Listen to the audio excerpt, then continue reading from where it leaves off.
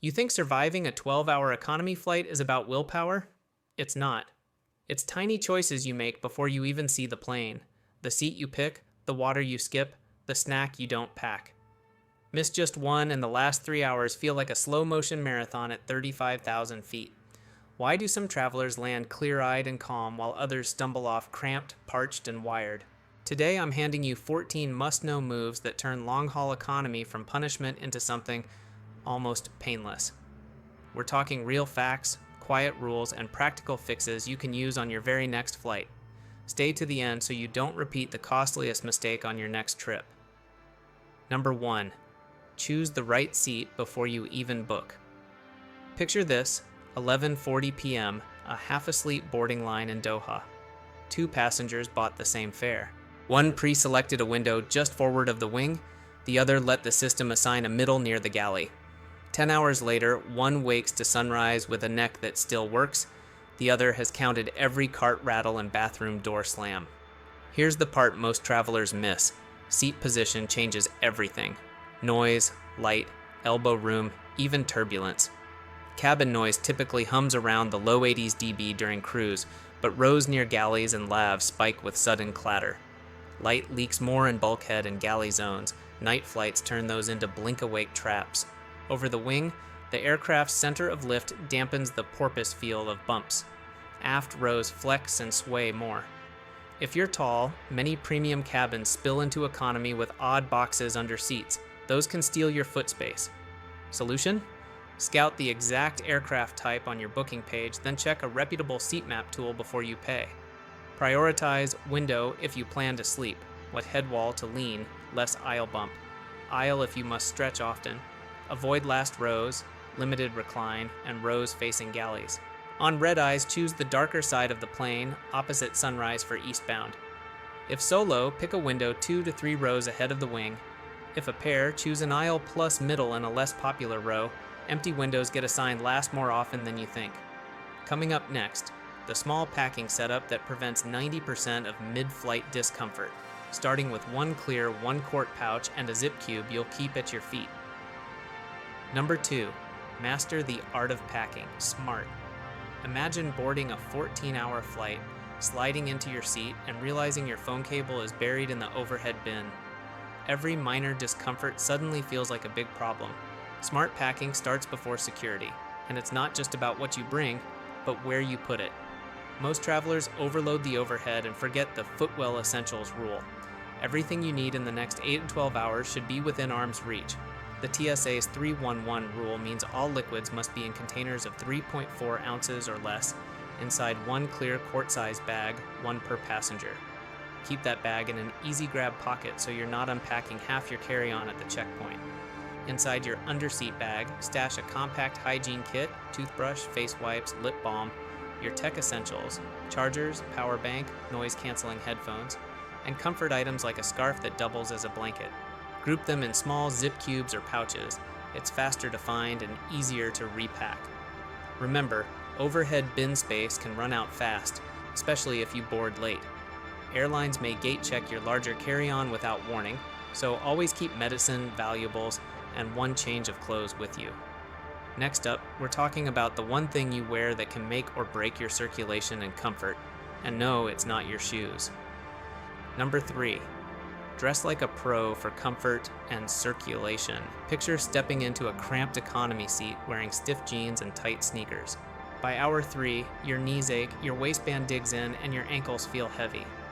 Long flights demand fabrics that move with you, not against you. Think breathable cotton blends, moisture-wicking shirts, and layers you can peel off as the cabin temperature shifts. Aircraft cabins often hover around 20 CD, 72 degrees. But temperature swings happen, especially if you're near an exit door or under an overhead vent. There's another reason for comfort-first dressing: circulation. Sitting still for hours slows blood flow, increasing the risk of deep vein thrombosis, DVT. According to the CDC, long-haul passengers over 4 hours have a higher chance of developing clots, especially if dehydrated or in restrictive clothing. Loose trousers or leggings paired with compression socks help keep blood moving. Slip-on shoes make it easier to stretch your feet during short aisle walks and breeze through security without fumbling.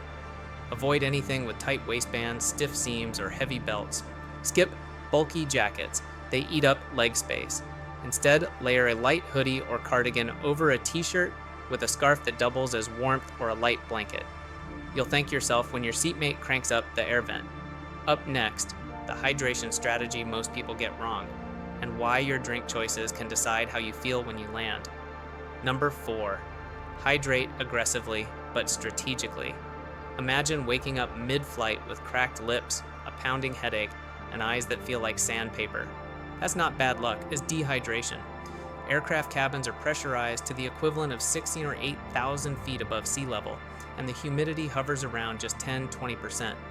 For comparison, the Sahara Desert averages about 25%. In that kind of dry air, your body loses moisture faster than you realize. The solution isn't simply drink more water, it's when and how you drink it. Chugging a liter at once won't help much and will just send you to the lavatory repeatedly. Instead, aim for about 250 milliliters AOZ every hour you're awake, sipping steadily. Avoid alcohol and coffee. Both are diuretics that accelerate fluid loss. If you need caffeine, limit it to 1 serving early in the flight. Herbal teas or electrolyte tablets dissolved in water are a better pick. They help your body absorb and retain hydration. Bring your own refillable bottle, empty through security, and top it up at a fountain or from a cafe before boarding. On the plane, don't wait for drink service. Ask the crew for water whenever you need it. They'll often give you a whole bottle if you ask politely. Next, we'll dive into how the right snacks can keep your energy stable and your mood calm all the way to landing, without that mid-flight sugar crash. Number 5, snack game strong. It's hour 6, the cabin lights are dim, and the smell of reheated pasta wafts down the aisle. Airline meals are hit or miss, often high in sodium to boost flavor at altitude. According to a 2024 catering study, in-flight entrees can have 30-50% more salt than a similar dish on the ground. That excess sodium dehydrates you faster and leaves you feeling bloated. Smart flyers bring their own backup fuel. The goal isn't a picnic, it's stability, steady energy, and no sugar crashes. Think nuts, low-sugar protein bars, whole grain crackers, or cut fruit in a leak-proof container. These keep blood sugar even, which helps avoid that post-meal drowsiness followed by a jittery wake-up. If you want something sweet, choose dark chocolate over candy. It satisfies cravings without the blood sugar spike. Portion control matters too. Break snacks into small zip bags or silicone pouches so you can eat slowly across the flight. Avoid anything with strong odors, tuna sandwiches. The cabin is a closed environment and you don't want to be that passenger. Pro tip, pack snacks where you can reach them without standing up, ideally in your seat back pocket or under seat bag. That way you won't disturb your seatmates or dig through overhead bins mid-flight. Next, I'll share the simple, discreet moves you can do every hour to keep your legs from swelling and your energy from crashing before you land. Number 6, move every hour.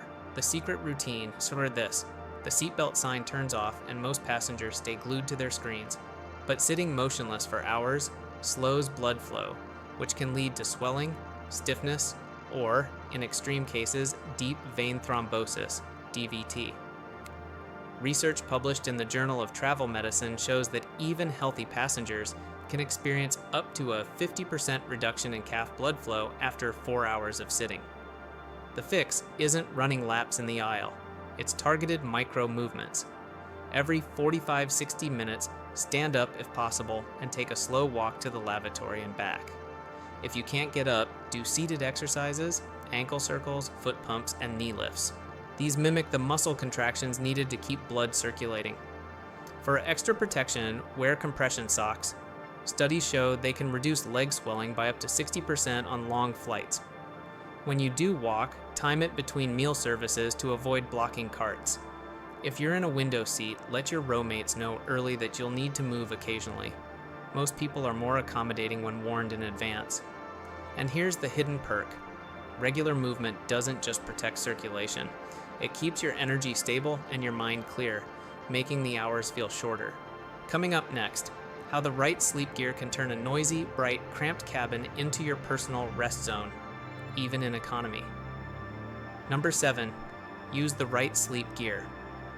The cabin lights dim, but your neighbor's reading lamp burns bright. A baby is fussing 3 rows back, and the headrest digs into your neck. Without the right gear, sleeping in economy becomes an Olympic-level challenge. Start with a quality neck pillow. Memory foam models support your head without forcing it forward, and an inflatable version saves space in your bag. Pair it with an eye mask that blocks all light. Even the faint glow from seatback screens can disrupt melatonin production, which regulates sleep cycles. Noise is the next enemy. Cabin noise averages around 85 decibels, similar to city traffic, and spikes during meal service or turbulence. Good earplugs or noise-canceling headphones can cut that by more than half. Combine them with white noise or calming audio for maximum effect. Bring a lightweight blanket or large scarf. Temperatures can drop mid-flight, and the thin airline blankets aren't always clean or available. Stow these items in your under-seat bag so you can set up your sleep station quickly without rummaging through overhead bins. Pro tip: adjust your seat position before you get drowsy. Recline slightly, buckle your seatbelt over your blanket so crew won't need to wake you during turbulence checks, and keep your feet supported to avoid leg strain. Next, we'll look at how prepping your own entertainment before takeoff can save you from boredom, and a surprisingly expensive mistake at 35,000 feet. Number 8. Entertainment prep is a lifesaver. You've settled in, meal service is done, and now, nothing. The in-flight entertainment screen in front of you is glitching, or worse, loaded with only a handful of dated shows. It happens more often than you think, and buying Wi-Fi mid-air can cost anywhere from $10 to $30 per flight segment, often with painfully slow speeds. In fact, a 2025 airline tech report found average in-flight Wi-Fi speeds still hover around 10 Mbps, fine for messaging, but frustrating for streaming. The fix: load your own library before you fly. Download movies, podcasts, audiobooks, and playlists to your phone or tablet while still on the ground. Many streaming platforms now allow offline downloads, but they require a fresh sync every 30 days, so check before you board. Bring a fully charged power bank, under 100 W to meet TSA rules, and your own charging cables. Not every seat has a power outlet, and some USB ports barely deliver enough juice to charge a phone. Don't overlook analog entertainment. A paperback or puzzle book can outlast any battery. And if you're traveling with kids, preload age-appropriate shows and bring headphones that actually fit them. Nothing tests patience like an 8-hour tantrum over a dead tablet. Up next, the noise control strategy frequent flyers swear by, and why it's about more than just blocking sound. Number 9, noise control. Like a frequent flyer, cruising altitude hums with a constant drone, about 85 decibels on average, the same as city traffic. Add meal cart clatter, crying infants, and chatty neighbors, and your brain never gets true rest. Prolonged exposure to this level of noise can increase fatigue and stress even if you don't notice it in the moment. Frequent flyers tackle this head-on with 2 layers of defense. First, quality noise canceling headphones. Modern over-ear models can reduce ambient noise by up to 40 dB, enough to turn a chaotic cabin into a low murmur. Pair them with calm playlists, white noise, or guided meditations to create a mental buffer. Second, backup foam earplugs for when you want to sleep without bulky headphones. These block sudden sounds like a seatmate dropping their tray table. If you're traveling with a partner, consider a splitter so you can both watch the same movie. It keeps conversation low and shared distractions high. And here's a pro trick. Combine noise control with an eye mask and recline seat to signal "do not disturb" without saying a word. Up next, your skin's silent battle with the cabin environment and how to protect it from feeling like sandpaper by the time you land. Number 10, skin and lip protection. By the halfway mark of a long haul, most passengers don't realize their skin is drying out faster than it would in a desert. Cabin humidity can drop to just 10-20%, even lower than the Sahara, pulling moisture from your skin and lips. That's why so many travelers land with flaky skin, chapped lips, and that tight, uncomfortable feeling on their face. The fix is simple, but needs forethought. Pack a small TSA-approved moisturizer under 3.4 Aussie and apply it at least twice during the flight. For lips, a balm with beeswax or shea butter works best. Avoid flavored glosses, which can be sticky and dehydrating. A hydrating face mist can also help, but go easy to avoid annoying nearby passengers. Don't forget your hands. Repeated trips to the lavatory mean repeated soap and water washes, which strip natural oils. A travel-sized hand cream can make a big difference. And hydrate from the inside, too. Your skin will thank you. Pro tip: cleanse your face gently before moisturizing, even if it's just with a makeup wipe. Applying lotion over dry, dirty skin locks in the wrong things. Coming up next, the small pre-landing habit that can dramatically reduce jet lag, and it starts before you even step off the plane. Number 11, fight jet lag before you land. Jet lag isn't just about crossing time zones, it's about how abruptly you ask your body to adjust. On long hauls, especially those crossing 6 or more hours of difference, your circadian rhythm can take days to realign. Studies from the National Sleep Foundation show it can take up to 1 day per time zone crossed if you don't prepare. The solution starts before you land. About halfway through the flight, begin adjusting your behavior to match your destination's time. If you are flying east, try to sleep earlier in the flight and expose yourself to light toward the end. If you're heading west, do the opposite. Stay awake longer initially, then rest closer to arrival. Eye masks and blue light blocking glasses can help control light cues. Hydration plays a role here too. Dehydration worsens fatigue, making jet lag symptoms feel heavier. Avoid heavy carb-loaded meals right before landing. Instead, opt for lighter, protein-rich snacks that won't make you sluggish. One underused trick: set your watch or phone clock to destination time as soon as you board. This mental shift can subtly nudge your body into transition mode. Next, we'll dig into the airline freebies and hidden perks that can make economy class surprisingly more comfortable if you know how to ask.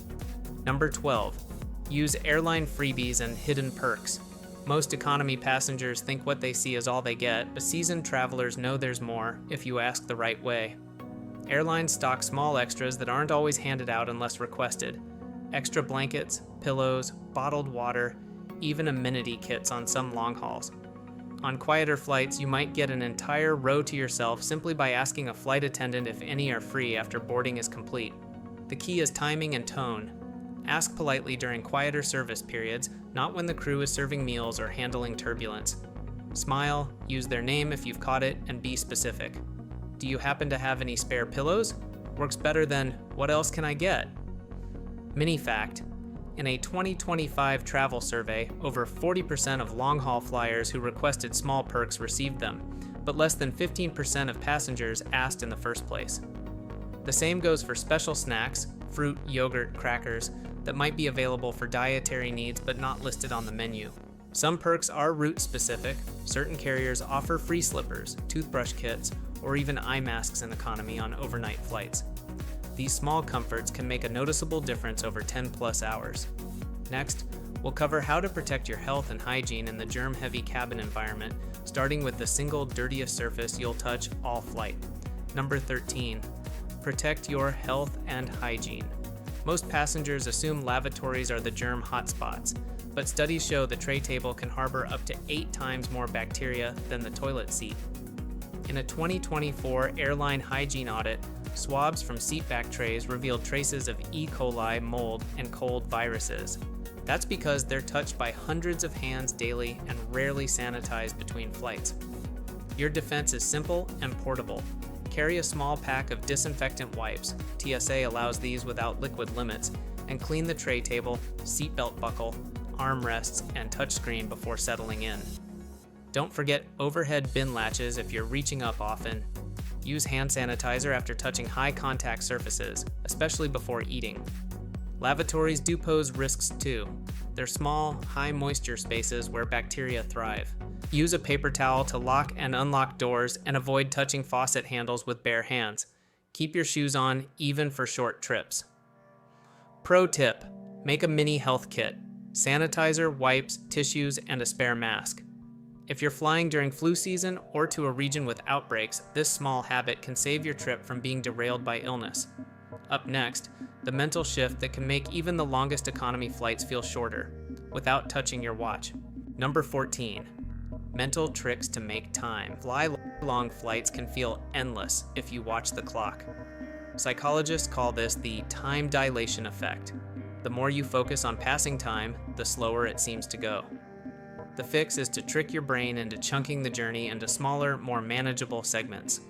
Break the flight into blocks: meal service, a movie, a nap, a walk, a podcast, so each segment feels like a mini event rather than part of one long stretch. Mindfulness can also help.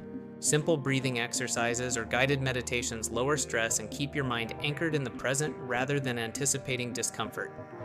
Engaging activities like journaling or sketching pull your attention away from the monotony of the cabin environment. Mini fact: a 2023 University of Surrey study found that passengers who planned varied in-flight activities reported flights feeling 30% shorter than those who didn't.